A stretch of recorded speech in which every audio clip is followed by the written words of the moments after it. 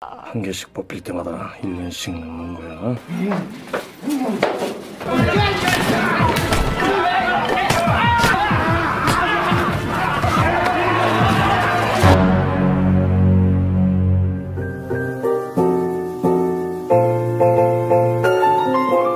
Halo Rebahaners, dimanapun kalian berada, bagaimana kabarnya? Gimana? Masih nonton IQ 7 dengan nebeng hotspot ke temen? Eta kembali lagi bersama saya John. Eta still in the house. Today I will merangkum a movie about Korean thriller film berjudul Old Boy yang dirilis tahun 2003, dibintangi oleh aktor senior terkenal bernama Choi Min Sik. Ini bebenguknya. Kalau kalian tahu, beliau pernah main di beberapa film terkenal Hollywood. Salah satunya jadi bos gangster di film Lucy yang tokoh utamanya si cantik Scarlett Johansson. Jadi kalau kalian tanya apakah film jadul 2003 ini bagus atau tidak, ya saya juga tidak tahu atuh, kan persepsi orang beda-beda. Nah, daripada banyak spoiler di awal, mending langsung saja pasang handsfree, simetriskan besi serbahan, kencangkan celana dalam gebetan kalau punya. Selamat menonton dan mari kita katakan secara serentak dan agak sedikit brutal. 1, 2, 3. Cekicrot. 2, 3, cekicrot.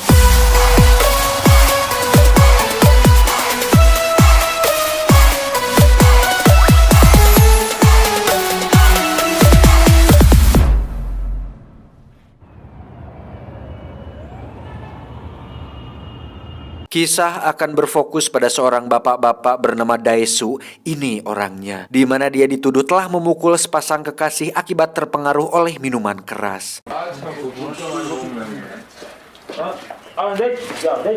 Tak lama muncullah sahabat Daesu yang menjaminnya agar bisa bebas, untuk kemudian menelepon istrinya dan mengatakan bahwa dia akan segera pulang dan memberi kejutan kepada putri kecilnya yang kebetulan sedang ulang tahun. 여보세요, 연희가 삼촌이야, 삼촌, 쭈아이 삼촌이야. Ketika si sahabat sedang mengucapkan selamat ultah pada anaknya Daesu, dia pun terkejut ketika melihat Daesu tiba-tiba sudah menghilang entah kemana, di mana ini merupakan awal dari sebuah mimpi buruk skala panjang yang akan dialami oleh Daesu. Dan inilah Old Boy. 대수야, 니 전화 받아. 야, 니 빨리 오란다, 임마.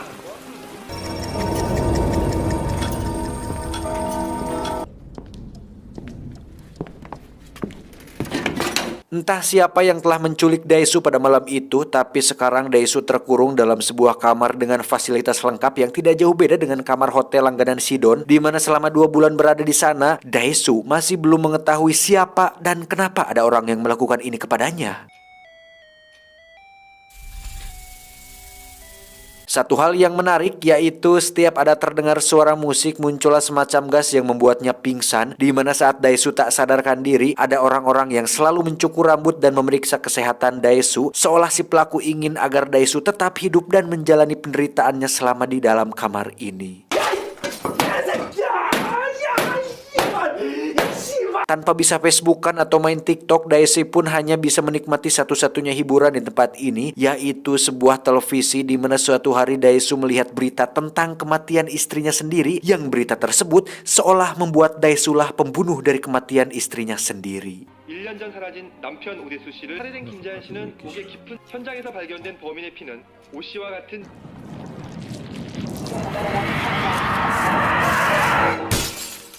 Tekanan mental yang dialami membuat Daesu sering mengalami delusi, di mana dia sempat mencoba bunuh diri, tapi nampaknya si pelaku tidak ingin agar Daesu cepat mati. Untuk mencurahkan hasrat pengenceritannya, Daesu pun menunggu acara musik yang ada penyanyi wanitanya, di mana hal itu cukup sukses untuk membuat si Joninya tertidur, dan itu sudah terbukti oleh semua pria yang ada di dunia ini, termasuk saya. Aduh.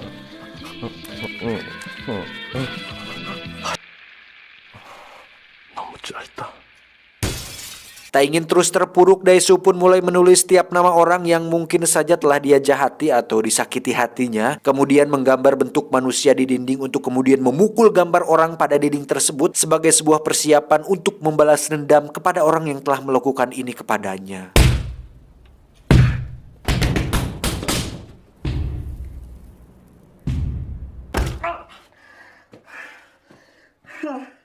Dengan sebuah kawat dan tinta, Daesu pun mulai menato tangannya satu garis untuk setiap tahun sebagai pengingat seberapa lama dia berada dalam mimpi buruk ini. Dengan menonton acara tinju, Daesu pun mulai mempelajari cara berkelahi secara otodidak atau semacam shadow boxing, di mana hal itu dia lakukan agar mental dan fisiknya tetap stabil sehingga saat nanti dirinya keluar, dia sudah siap untuk membalas dendam kepada pelaku yang telah melakukan ini kepadanya.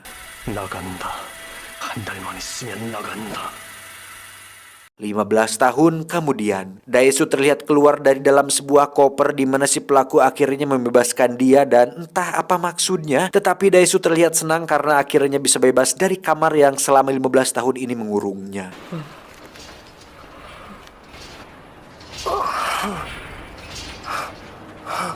Saat turun dari gedung menggunakan lift, Daesu pun seenaknya mengambil kacamata milik seorang wanita untuk kemudian dia berjalan entah kemana dan lagi-lagi berbuat seenak jidat dengan mengambil sebatang rokok dari mulut seorang pemuda berandalan.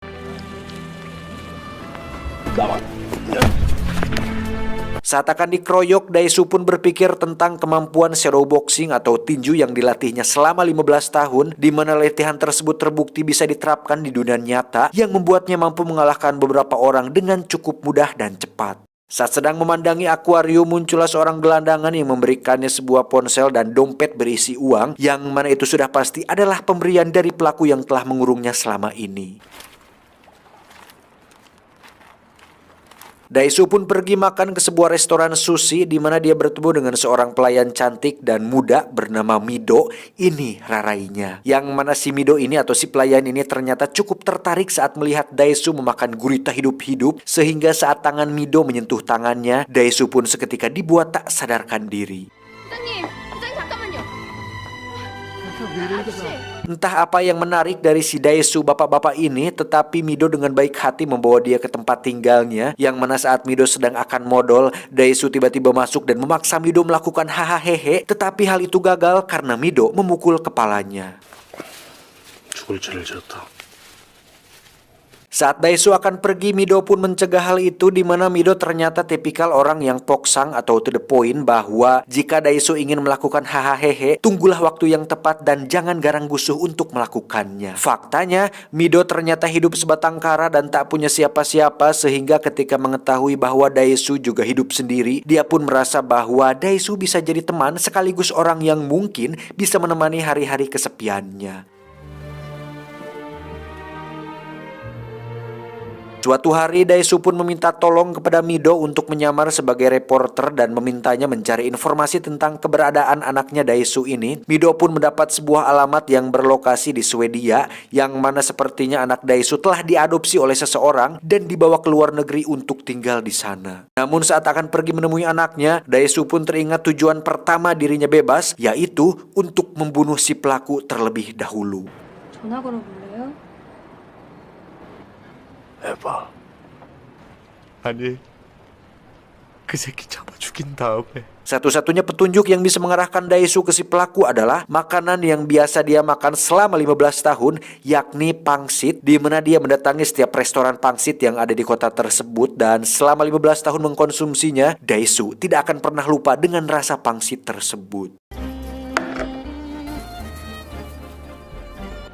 15년 먹은 맛을 잊을 수는 없으니까. Alhasil ditemukanlah restoran pangsit yang sama seperti yang pernah dia rasakan, di mana Daesu mengikuti salah satu kurir restoran tersebut yang mengantarkan pangsitnya ke gedung tempat dia dikurung selama 15 tahun tersebut.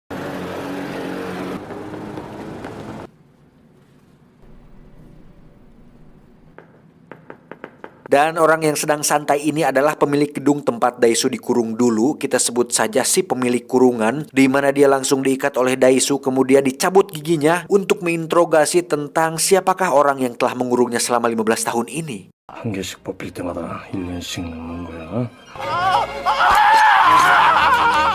Terjadi sebuah pertarungan satu lawan banyak orang yang merupakan anak buah si pemilik kurungan, di mana Daesu dengan kerennya menghajar semua preman menggunakan sebuah palu, dan walaupun dirinya sempat ditusuk pisau di bagian punggung, Daesu masih bisa tetap berdiri dan mengalahkan semua penjahat tersebut.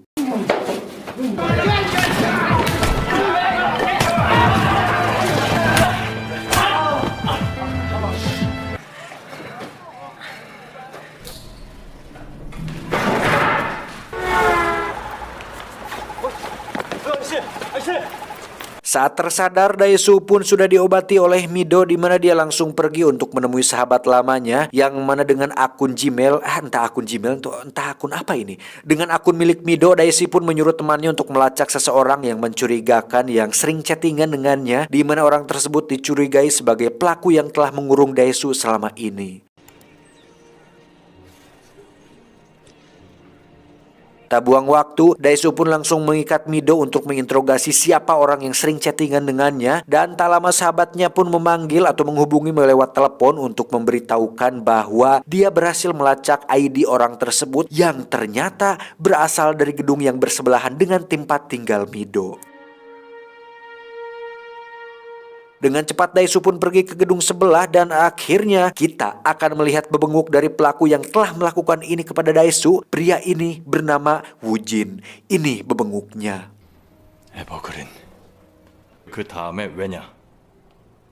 문제 풀면 언제든지 찾아와요. Bukannya memberi jawaban kenapa Daesu dikurung, Woojin malah menyuruh Daesu untuk mencari jawabannya sendiri, yang mana sepertinya Woojin ini memiliki dendam kesumat kepada Daesu yang entah apa itu. Tapi yang menarik adalah Woojin mengancam akan membunuh Mido jika Daesu tidak menemukan jawaban tersebut dalam 15 hari, yang mana saat Daesu sudah mengetahui apa dosanya di masa lalu, Daesu tak perlu repot-repot untuk membunuh Woojin karena Woojin akan membunuh dirinya sendiri setelah Daesu sadar apa kesalahannya. 힘내세요.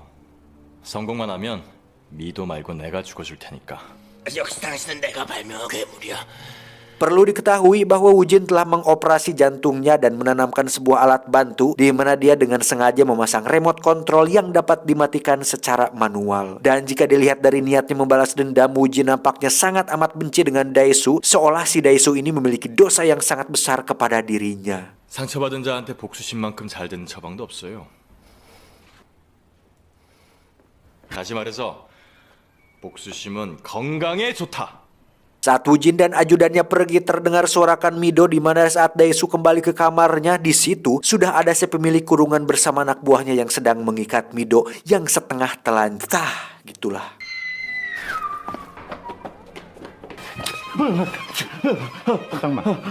Saat si pemilik kurungan akan membunuh Daesu, tak lama muncullah si ajudan Woojin memberikan sekoper uang kepada si pemilik kurungan, di mana uang tersebut adalah sebagai ganti atas nyawa si Daesu ini, karena Woojin tidak ingin Daesu mati sebelum menyadari apa kesalahannya. 가자.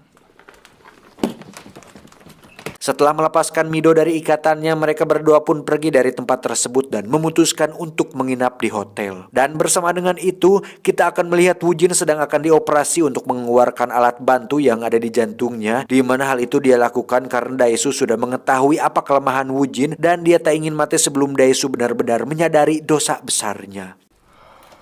이거 끝나는 대로 출발하죠. Kembali ke Daesu dan Mido yang sudah tiba di hotel, di mana mereka berdua akhirnya melakukan pengenceritaan. Dan untuk Mido, ini adalah pertama kalinya dia melakukan hal itu dengan seorang pria, yang berarti Daesu merupakan pria yang beruntung mendapatkan kesulitan dan penembusannya.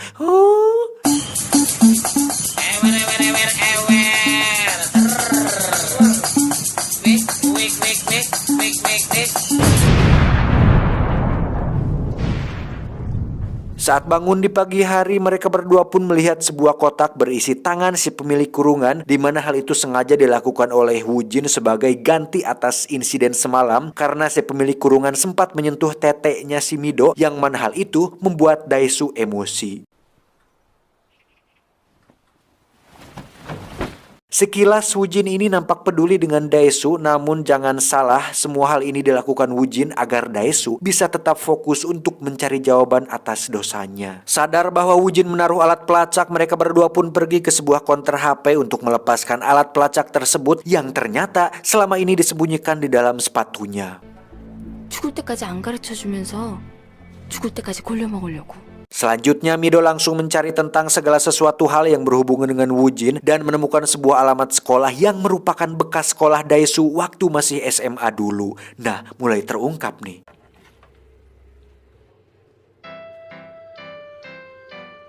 Dengan cepat Daesu pun pergi ke sekolah tersebut dan meminta izin untuk melihat buku tahunan, di mana akhirnya ditemukan nama Woojin dan fotonya pada buku tersebut, yang ternyata Woojin adalah adik kelas dari si Daesu ini. 주원이요?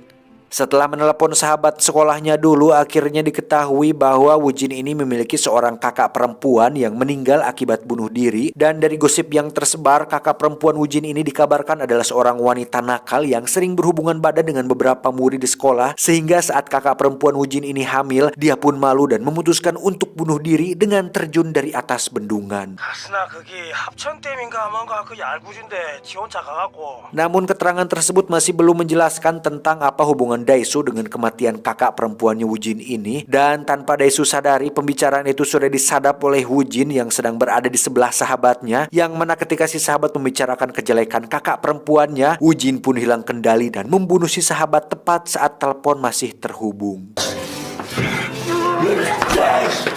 원래가 아니었어요.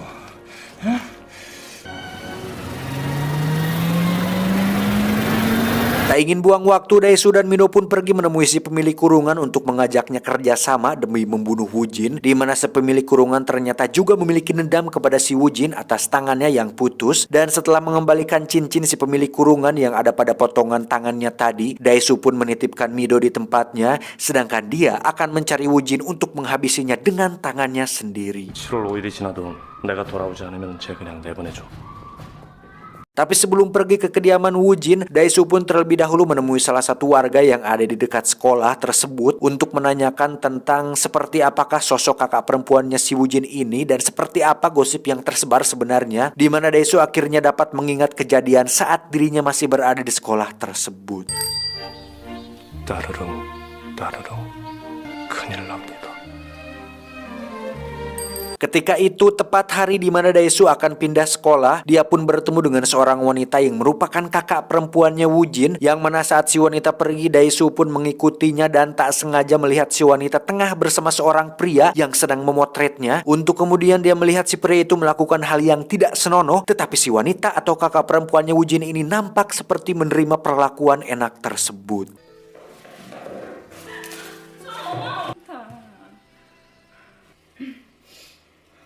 Dan Anda akan terkejut ketika mengetahui bahwa pria ini adalah si Wujin alias adik dari wanita tersebut atau adiknya sendiri. Sehingga bisa disimpulkan bahwa mereka berdua telah melakukan hubungan yang sangat amat dilaknat. ODGJ gak tuh?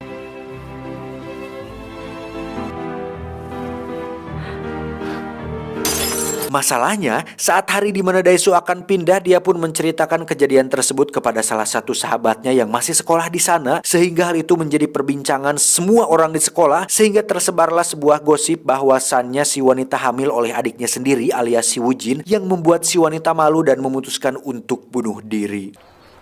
네 얘기하면 죽는데 Dan sampai sini bisa disimpulkan bahwa Daesu ini ternyata tidak salah-salah amat dan justru Wujinlah yang salah. Kenapa kakak sendiri diembat? Namun memang ada sebuah peribahasa mengatakan bahwa mulutmu adalah harimaumu. Sehingga saat Daesu membicarakan aib tersebut, maka hal itu menjadi sebuah gosip, dan kalau sudah tersebar luas ke setiap congor, maka berita dari congor ke congor tentu akan menjadi dilebih-lebihkan. Sehingga saat ada gosip yang mengatakan bahwa si wanita hamil, dia pun depresi kemudian nekat bunuh diri. ODGJ gak tuh? Kenapa ODGJ? Kan gak boleh ngomong gila, nanti disomasi saya. Jadi diganti saja ODGJ. Dan sebagai adik laknat, Wujin pun merasa tidak terima dan memutuskan untuk membalas dendam kepada dalang dari gosip itu sendiri, yaitu Daesu. Seperti itulah kira-kira kesalahan si Daesu ini. Salah dan enggaknya kembali lagi kepada Anda. Lanjut. 모래알이든 바위덩어리든.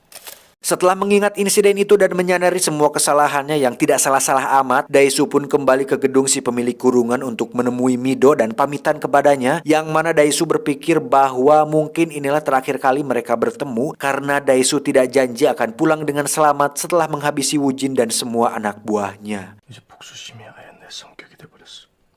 Dan jika dilihat dari tangisan dan kekhawatirannya, Mido nampaknya sangat amat mencintai Daesu walaupun umur mereka yang notabene usianya jauh lebih tua daripada Mido. Dan walaupun baru kenal, Mido jelas tak ingin kehilangan sosok pria yang sudah dicintainya tersebut. Waduh, pengen dong dicintai, anjing. 내가 뭐라고 기도했으면 좋겠어요.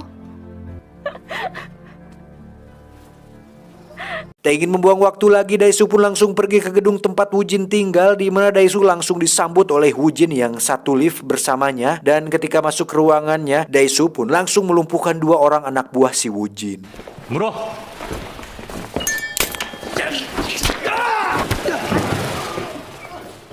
Dan ketika pada detik-detik terakhir ini, Woo-jin pun tetap kekeh bahwa Daesu lah penyebab kematian kakak perempuannya, walaupun dia sendirilah yang awal dari semua gosip itu terjadi. Dan selanjutnya, Woo-jin pun menceritakan semua skenario balas dendam yang sudah dilakukan Woo-jin kepada Daesu, yang mana rencana balas dendam ini sudah direncanakan Woo-jin selama bertahun-tahun sejak kematian kakak perempuannya, dan terbilang sebuah rencana yang cukup cerdas dan matang. 난 그 소문에 점점 빠져들기 시작하더니 그냥요. 하던 얘기나 마저 하죠. Dimulai dari menculik Daesu dan mengurungnya selama 15 tahun, kemudian dibebaskan pada hari dan tanggal yang bertepatan dengan kelahiran kakak perempuannya tersebut. Namun yang menarik adalah pertemuan antara Daesu dan Mido ternyata juga merupakan bagian dari rencana balas dendam Woo-jin, yang mana mereka berdua telah dihipnotis oleh seorang ahli hipnotis yang sangat jago katanya, sehingga tanpa sadar mereka telah disugesti untuk saling memiliki ketertarikan dan saling jatuh cinta satu sama lain. ODGJ nggak tuh? 당신 둘 다한테 암시를 걸었다니까? 첫 번째 암시는 물론 강금방에서 나오자마자가 아니라 왜 풀어줬을까란 말이야. Dan plot twist dari semua balas dendam ini akan sangat amat mengejutkan dan mengerewaskan, di mana saat Woo-jin menyuruh Daesu untuk membuka sebuah kotak, di situ terdapat foto dirinya bersama istri dan putri kecilnya. Dan alangkah terkejutnya Daesu, saya, Anda, dan kita semua yang menonton ketika mengetahui bahwa ternyata Mido adalah anak kandung dari si Daesu itu sendiri. ODGJ, ODGJ.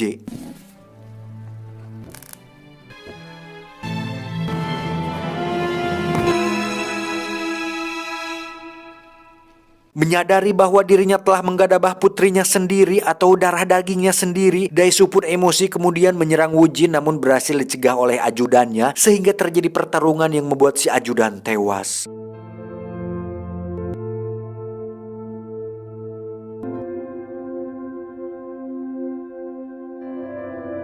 Saat akan membunuh Woo-jin, Daesu pun seketika terhenti ketika Woo-jin mengancam akan memberitahu Mido semuanya, di mana Woo-jin diam-diam telah menjebak Daesu, yang mana saat ini Mido tengah duduk bersama sepemilik kurungan dengan sebuah kotak berisi foto keluarga yang sama seperti yang dilihat oleh Daesu barusan. 그러니까 그 사람이 날 미워할 거라고 생각한 거죠?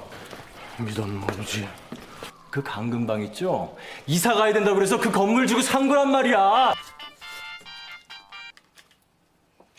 Tak ingin Mido mengetahui kebenarannya, Daesu pun sekuat tenaga mencoba memberitahu Mido untuk jangan pernah membuka kotak tersebut, karena jika Mido tahu bahwa Daesu adalah ayahnya sendiri, bisa jadi Mido akan sangat amat shock, depresi, dan yang lebih buruk lagi yaitu bunuh diri.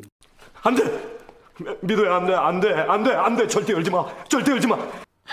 지금 빨리 와주면 안 돼요? Maka dari itu Daesu pun memohon kepada Woo-jin agar jangan sampai Mido tahu kebenarannya, di mana Daesu rela menjadi anjingnya Woo-jin untuk kemudian dia menjilati sepatu Woo-jin, sehingga hal itu membuat Woo-jin sangat amat puas. 걔가 무슨 죄가 있냐? 그러니까 시키는 대로 할게.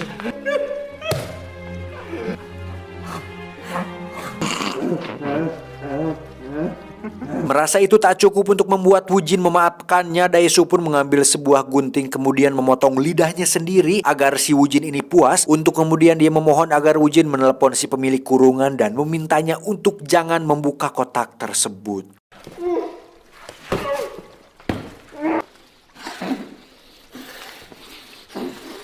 Dan setelah Woo-jin merasa sudah mendapatkan balas dendamnya, dia pun mengabulkan permintaan Daesu. Tetapi saat dirinya akan pergi, terdengar suara rekaman saat Mido dan Daesu sedang melakukan hahaha, berharap Daesu akan selalu ingat bahwa dirinya telah merusak masa depan anaknya sendiri. Dan itu lebih menyakitkan dari sekedar sakit gigi geraham.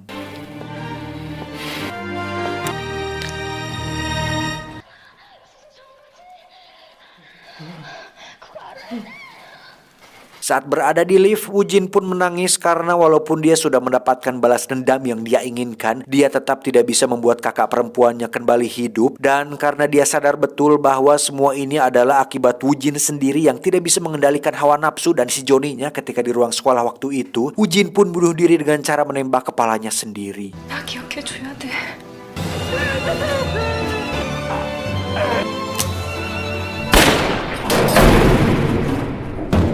Entah apa yang dilakukannya setelah kejadian itu, tapi Daesu tiba-tiba terbangun di atas hamparan salju yang dingin, dan tak lama muncullah Mido yang masih belum menyadari bahwa Daesu adalah ayah kandungnya, dan Daesu memilih untuk menyembunyikan hal itu selamanya, dan entah apa yang akan terjadi selanjutnya. Tamat, ending yang cukup melaknatkan. ODGJ, ODGJ.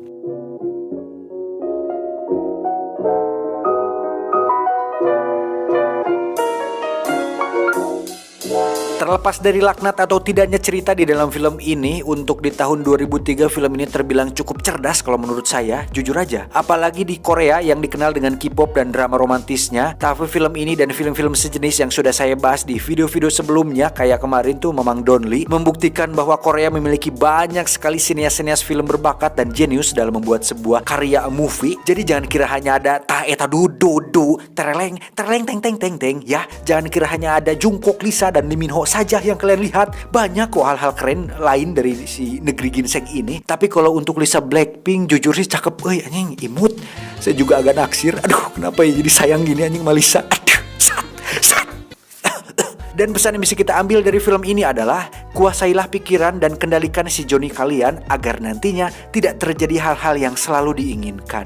Saya John beserta jajaran tim IQ 7 cabang Malibu mengucapkan terima kasih dan sampai jumpa di video selanjutnya. Adios, keturunan anak Bagong. Anak Bagong, tidak.